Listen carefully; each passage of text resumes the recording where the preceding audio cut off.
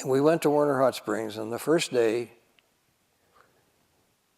John Stewart and I made our presentation, which took all day. By the time we got through, I had slides showing what Mussolini had built, and I had slides, you know, and how it was, you know, I had the whole thing worked out.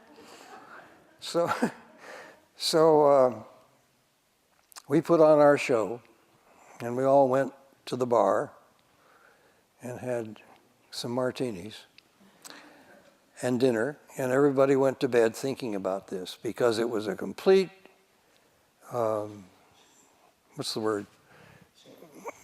Well, we really took the site plan apart, for sure, but we had a suggestion, a substitute, of the way to go about making the spaces between buildings, which after all are rooms, the gardens, the exterior spaces as the buildings create space, we're making living spaces and not just one big goddamn mall with nothing in it. So, excuse the language. So we got that all done. The next morning, you could see that these people had taken it seriously. And Alexander's two people that he sent, Alexander was in Germany getting an award. No, I'm not kidding. That's where he was. But he sent these two guys, and one of them really understood what we were talking about and was, if not really sympathetic, because he couldn't go against his boss, was reasonable. The other one was very defensive and got himself nowhere. You know, being defensive was just the wrong way to go about doing anything about it.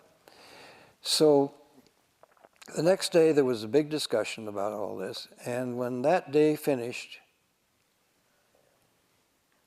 we all went home, and that week, Mr. Alexander was off the payroll. I think the vice chancellor for business and finance didn't like him and was looking for something to use, and I gave it to him. Stewart and I gave it to him. Well, here we were, no master plan, a building practically designed. I had to tell you about Herbert York. Herb was chairman of the building committee that approved all the designs as they came along on the campus at that time. And I gave my pitch and told all about this building and how the utility towers worked like a manifold in an engine between the cylinders and the services of the cylinders, and I went into all sorts of how the structure read through to the outside of the building. I went on and on about it. You know, I was 30 something, and pretty wet behind the ears, really, when you think about it. And when I got all through, Dr. York said, "Mr. Mosher, do you really believe all that?" We got to know the Yorks very well. He's just died, and we miss him terribly, but I used to tease him about this. Do you really believe all that, you know? But we did.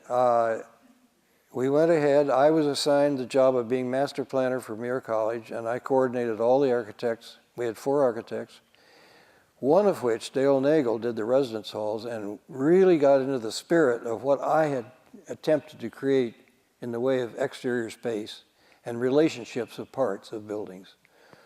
And one of the architects wasn't very helpful, and I used to go to his office and help him design the building in the first place. But I affected the way those buildings related to one another and the detailing of the way the fenestration worked and so forth. And we made a new master plan for Muir College, which you can go and visit. And if you're interested in seeing a really pleasant experience of big concrete buildings, I would suggest that you should look at it, because I'm very proud of it.